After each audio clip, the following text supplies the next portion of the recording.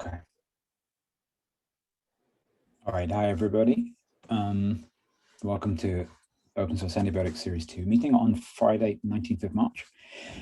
We just have a few things to talk about this week, I think, because we are still in search of our selectivity window between compounds that are potent. So looking for compounds that are potent versus MRSA and compounds that are non-toxic. And so we've shipped the, we shipped down the corridor some compounds to the Schatzline lab, Alex in the Schatzline lab who presented recently, and she's looking at those. So these compounds here, which Laurie had sent over and which looked promising and for which we need toxicity. So we haven't done a lot of chemistry also because I think that Dana is looking at something else right now. And Ed is still in Australia and can't operate in the lab from thousands of miles away. So our chemistry is low from the chemistry we've done in our lab. But there are some shipments going on, which I just wanted to catch up on, just to make sure that we're all on the same page. So the first one is this stuff about some compounds that already exist in Laurie's collaboration with DNDi. Please correct me if I'm using the wrong words here, but compounds that are obviously targeted against leash, but which are of potential here. And so we're talking about getting some of these compounds. So these are our compounds that we're thinking about shipping over in order to get evaluated for leash. Yeah, to get evaluated for. Compounds going both ways. So these are the one. I guess we were talking about. Which of the compounds we would be able to send over. So first of all, this is a really great offer. Thank you for offering to take these compounds in and getting them evaluated, because we can get a bunch of tox stuff as well as the pathogen assays, which is great.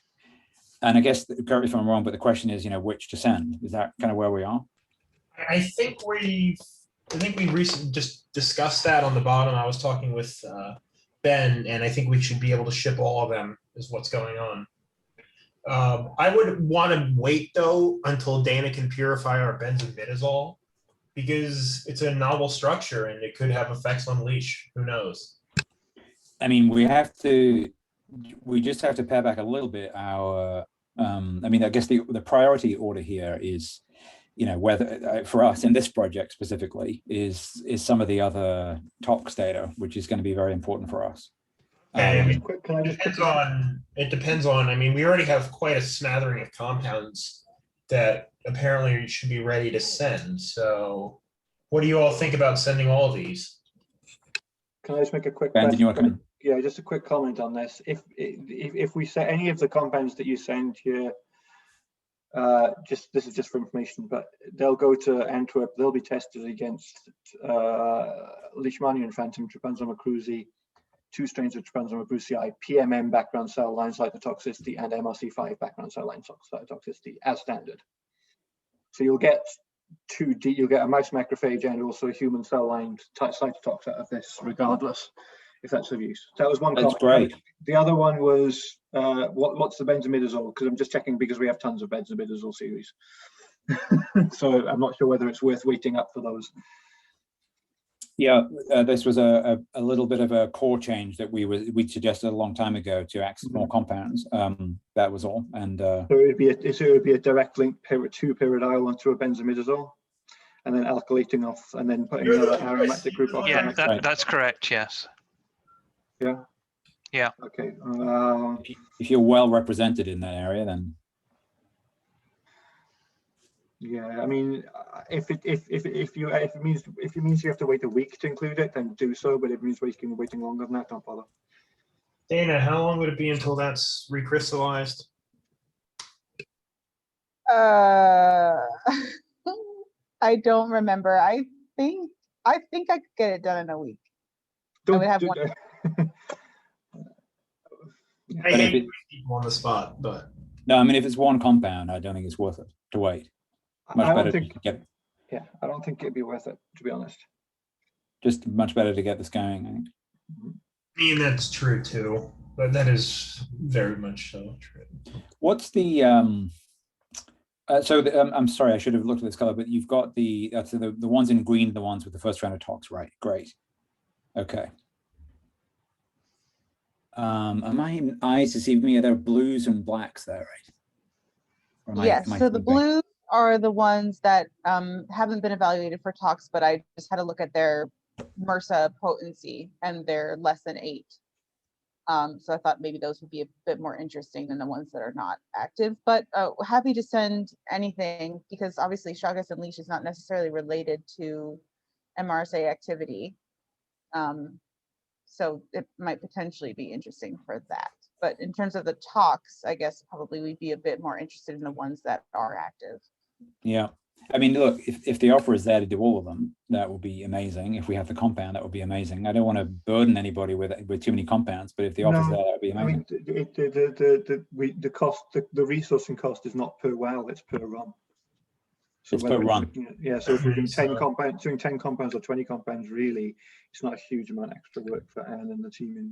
It'll be interesting too for the non-potent ones because that means that we could see if either the core is cytotoxic, which is what the fear was, or that the 2-pyridyl motif is toxic, which was also the fear as well in MRC5 cells. So if you see cytotoxicity in these things, it's almost certainly going to be because of the bidentate nature of the two. So it's not the I mean, depending on which way you look at it, it's the presence of the 2-pyridyl. So what will be really interesting in this one is that, you know, does that if you see cytotox that is, and I would bet money on you seeing cytotox, but the question is how big is the window. When you switch to compounds like what's that, the 6th one across, 834, that doesn't have a 2-pyridyl. The one just down into the right, no pyridyl. You know, those you should see. It would be really, if any of those turn up with some potency against the plastid, that's super interesting.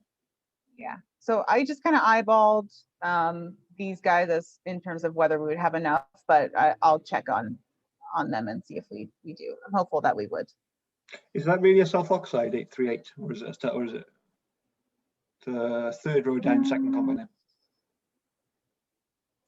Yeah, that one was SO2. That was not active, but yes. Okay. Yeah. Yeah, I mean, let's test them, right? See what happens. Great, that'd be amazing. Thank you. Really, really fantastic. It means that you know, we might be able to include 1 or 2 of them in the paper that Laurie and team are going to write on this at some point, because we've written the first paper and that was published about 2 months ago. But there's going to be is that right, Laurie? There's going to be a second follow-up paper on this, right? At some point. Is Laurie there? She was. She just gave a thumbs up. I gave a thumbs up, but I was muted and then couldn't unmute myself. Yes, I know it's a first for me to be quiet. It's all right, I can say it. Yes, we're drafting a follow-up paper right now. Okay. So we might be, so if any of these compounds, I mean, we can maybe include a couple of these compounds even if they're not active, just to sort of say, you know, scaffold top attempts or whatever. We'll see. All right, delighted to do that. Okay, thanks, really helpful, and that's going to make a big difference. So that was the main thing. Dana's updated the SAR tables, which is really great. So the on the wiki link, everything's now looking rosy over here. Yeah, I think I need to put in the tox stuff and probably update the clearance and the solubility things, because we do have data on some of the compounds that Laurie sent us. So I'll keep working on that. Okay. But thanks for doing that. I know it's really frustrating, but that's just the way it is. All right, and so yeah, the cytox is coming in. We're not doing anything on the hyper stuff that's been sent in yet, because of course we've just been busy with everything else. And I think that was it. So there was other discussion, Laurie and Dana, I don't know if you wanted to mention just other compounds shipping the other way. Were you happy to talk about that, or is that something we're not ready to talk about yet? Yeah, no, that's fine. So I shipped out 3 compounds yesterday. They're new ones, so we don't have any data on them yet. They've literally been shipped to DNDi and to you on the same day. Ben, I'm assuming there's no issue from DNDi's perspective on me posting those structures.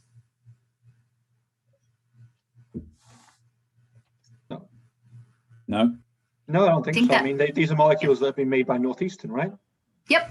Yeah, so the only people, the only people we have to check with is you guys and us. Yep. No yeah, I double checked with people here and no issue. I just wanted to confirm with you before I went. Will we be able to get structures for those by the end of the day or tomorrow or something? Yes, yes.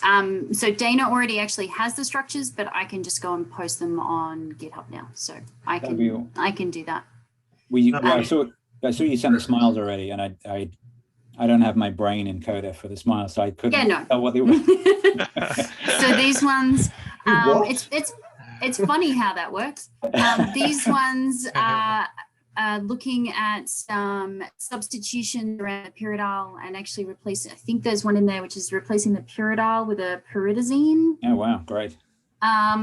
So yeah, there's only a few, but we also I went through and actually had a look at everything that we have made in support of the project that we actually have a decent amount of. And so one of the other things that I can do, that's going to be a work in progress, is actually go through and look at that set of compounds. There's a number in there that I think could be really interesting. They have the NH, they're not N-alkyl at the moment. But I have an undergraduate that I could potentially put on that over the summer. I don't know what month the summer is. Someone else can help me with that. But yeah, but basically get the N-alkyl derivatives, given that they seem to be the most interesting in terms of this part of the project, and get those tested. Yeah. So that's something that I can do, and I will create a thing and let you all know what's available, and we can prioritize from there if that's agreeable to everyone. Okay, wonderful, thanks. Matt, you joined us. Welcome. Yeah, thanks. I actually had someone cancel, so okay. Happy to join. So, on a related note, if someone wants to do an analysis of how much economic output is wasted by Europe and the US changing different weeks, please feel free. It's like my third canceled meeting. But, so you were happy to join. Thanks for coming along. You were putting some of these structures into Manifold, and you were coming up with a bunch of things that were available. Do you just want to say some words? Oh yeah, I mean, I just gave an example. I was trying to go over the SAR tables last night, but I couldn't quite find what like the most interesting follow-up compounds were for you all. But yeah, if you all need help just finding like screening compounds, you may be able to just purchase and not do a lot of work on. Building blocks, I deal with these problems all the time. So and if anyone needs an account, just let me know. Yeah, so the ones that we've been interested in have been the N-alkylated ones. We can pull up the structure. Off that secondary aniline right there? Yeah. On the secondary ring, isobutyl or similar alkyl hydrocarbon. Okay. So I guess the first thing for us to do is to put a search in like that where there's a carbon there. Yeah, definitely. So if you need any help with that, I mean, so just background, I do a lot of programming, but I also sit in on MedChem teams all the time. So happy to speak both languages if you need any help. Great. It's very useful to be bilingual. I'll just chime in and say that you really should give this tool a go because it's fantastic. And they're not paying me to say that. I use it in the beta for the mycetoma compounds, I think. So it's free with academic email, so any of us can sign up and just get going. Problem is I don't have an academic email. Well, if you're on this project, just let me know and I can just shoot you through. I can give you the contact I've been using for all my scientific. That's right. Thank you very much for this. It's very useful. I mean, one of the things I guess we were trying to emphasize in the discussion was that we need to keep an eye on this, and as we start, if we start changing cores or changing compounds, so we need to redo these searches. because they get out of date, and if we scaffold hop, then we have to redo searches. I guess we're a little bit more aware of this when it comes to making sure that we're staying away from patented space. We used to have a very assiduous contributor called Chris Southern, who still comes onto some of these meetings every now and again, and keeps an eye on that in particular. But we haven't been so good at kind of automatically doing commercial searches like this. So I'm hoping that maybe this will make it easier. I mean, of course, we still have to submit the queries, right? But it'll give us all the information we need. Right. I mean, there is an API, so if you really need to set up like automatic queries, we can do that. But also on the database side, I've unclicked Sure Kemble on the left. But if you do need to look at least what Sure Kemble has in patents, you can do that there too. Okay, that's good. Right. Great. So any questions for Matt while we have him in the meeting? Seems like a no-brainer. Yeah, I mean, I'd say it's of most use for y'all when you do like scaffold hops maybe, and then before really digging into the series. I know like enamine real, if you switch to an amide beyond that aniline linkage, there's like hundreds, so you could just really quickly analog before you start doing custom synthesis. Like that. I don't think we've ever put an amide linker in that position. If you do, you're getting close to zolpidem territory. Marketed drugs, I believe zolpidem is an amide at that point, which would explain Matt's observation. Which could also, yeah. Also, there's the potential other, let's just say, neurological side effects. All right, thanks. That's awesome. Really good. Thanks for coming along, and thanks for also the indexing issue I know you had trouble with. I'm happy to help. I'm not sure I fully understand it, but I know that was on the agenda. Yeah, so this was an ongoing thing about the fact that I think we're talking about the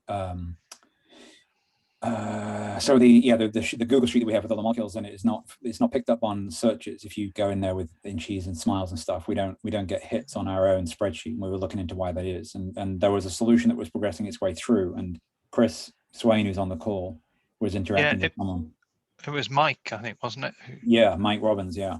Yeah, who, I mean, it seems to have something that Google have changed, that they don't index the contents of spreadsheets automatically. So he just copied it out into just a page, I think it was, and then things were indexed. It's not direct. It's not a direct link anymore, but at least it's a start. Just seems curious there, I mean, if it's in your GitHub repo, is it indexed? If it's a public repo? Yeah, so the GitHub repo is fine, but the everything in there is findable, no problem. And that's one of the most useful things, is you find stuff you're working on by doing the Google search. But you'd think that the Google sheet itself will be indexed, but it isn't. You can find the Google sheet on doing a Google search, but you can't find the contents of it. Gotcha. Which is surprising. I mean, I thought Google's mission statement was to make the world's information findable, and that's their own sheet. A little too findable for some people. Okay, so I guess you just have to make a PR every time you update the sheet. Or yeah. We have also have mixed success with the lab notebook that we have as well, which sometimes seems to work and sometimes doesn't work, or at least. So when you put the smiles and the Inchi in the lab notebook, lab archives in this case, and you make it publicly available, I think that's being found. So if you just put it, you paste in the Inchi key or something, you get it. It is interestingly low down the page. It doesn't, given that the molecule is actually being made on that page and is being discussed, you'd hope maybe it would be higher up, but of course it doesn't work like that. So the fact that it comes so far down is a little bit of an issue, but I'm not sure what we can do about that.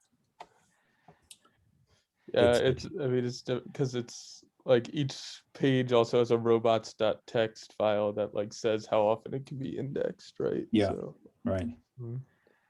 Right. I mean, essentially, we want to make sure that if we're working on a molecule, it's discovered. And in the case of the lab notebooks, then when you draw the molecule, it doesn't perceive what it is yet. So that feature isn't enabled in our ELM. It's good in other ways, but in that way, in the chemical metadata, it's not good. So you have to manually paste them in, and then it's fine. Then you can find it. But it would be nice if that worked. It'd be nice if our compound registration thing worked better. I mean, the Google Sheet has this advantage, just that it's very straightforward and everyone can add things. And it's very easy to do things with it because you can just export it as an Excel. But we've never invested in a compound registration system, and that's the step we never took because we didn't have funds for it. Yeah, I mean, using Google search as a compound search is quite creative. Well, I mean, it works with the strings. If the strings are indexed by, then it works. That's what NGKey was built for, right? Index. That's right. There we go. But interestingly, we just had a conversation over on Open Source Malaria last week, where somebody had used a previous version of the compound list and noticed that the current version was different, and said, well, hang on a minute, the compounds are changing, and that means that our predictive models for what you're going to make next are changing. And we had to point out that the two smiles were different, but they were just tautomers of the same compound, which is a common problem with smiles, right? Is that you can get these uncertainties, and it changes, of course, the way the compound is handled, even though the molecule is actually the same. I mean, we've never had a good resolution for that, I don't think. We just... Well, you could convert them all to canonical smiles, but that would be a bit tedious. Yeah. So there's, I mean, nothing's ever going to work completely, but yeah. Yeah, but structure searching is what we need, and we don't have that. Yeah. Gotcha. Yes. So yeah, if you spot any better solutions than our shoestring solutions here, then we're all ears. I'll take a look. I think we're not too proud. Quick step, I can get molecule images in your Google Sheet very easily. I've done that for other projects. So. Oh, really? Because okay, that's interesting. Because when we first started in Open Source Malaria years ago, we started doing that. We put the images in, and it made the sheet take too long to load. But I guess that was 10 years ago, so maybe it's better.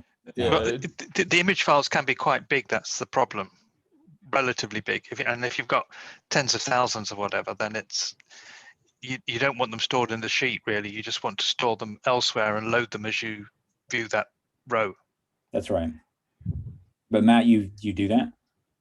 I've done it for like up to 1,000. I probably wouldn't do it on like a compound registry at a big place, but it should work for SAR, I guess. Right. I mean, I think what people tend to do with the sheet is just download it and then upload it to Data Warrior and analyze things that way. Gotcha. If they want to look at it kind of offline. There was a guy who worked with us a few years ago called Luke Patini, who had an online way of taking what was in the Google Sheet and rendering it in a sort of Data Warrior-like online system where you could then look at the structures automatically. And I think we kind of stopped using that. For a while it was very useful, but we kind of stopped using it because people found it difficult to understand. But yeah, I mean, rendering all the molecules so that they can be visually inspected is something that we need. And, again, if we just invest in a compound registration system and pay the money, then we might be all right, but we haven't done it yet. So we download and then put it in Data Warrior if we want to examine molecules, I suppose. Yeah. We did try and get funding for building something like that, though, didn't we? We did. We tried really hard. Yeah, and we were told that, it's too novel. Well, we were told, kind of, yeah, we were told that it exists in pharma, so why are you trying to build it in open source mode, basically?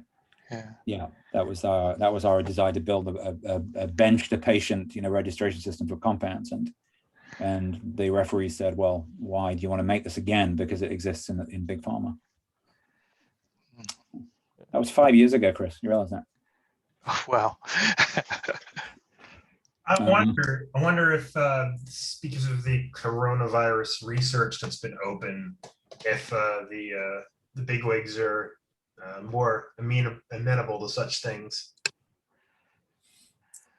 My impression is that all the COVID funding agencies on COVID are not interested in small molecules. Not yet. I mean, Project Moonshot can't get funded. I would say that they are becoming more and more interested in it by the second. Let's put it that way. Yeah. But I mean, was it the Project Moonshot can't get funding? I mean, that seems such astonishing.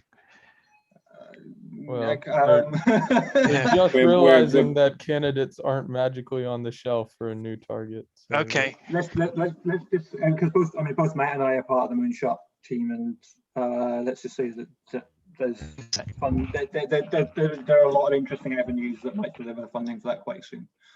Okay. That weren't there a couple of weeks ago. Let's say. Good. All right, that was everything I had. Antibodies can only get you so far. Yeah. Anything else anyone wanted to raise? All good? Great. All right. Well, thanks very much, everybody, for coming along. And hopefully see you around next week. And we'll have a bit of an update on those compounds being shipped backwards and forwards. All right. Thanks, everybody. See you next time. Can I check something? Yeah. You don't need me to do anything on that shipping, right? Laurie's got that all in hand. I think it's all in hand. I can create DNDi numbers for these compounds just under SO2 if that's okay with you. Yeah, that's fine. Yep. Okay. I can deal with that. Awesome. Thanks, Laurie. All right. Thanks, everybody. Bye, everybody. Bye.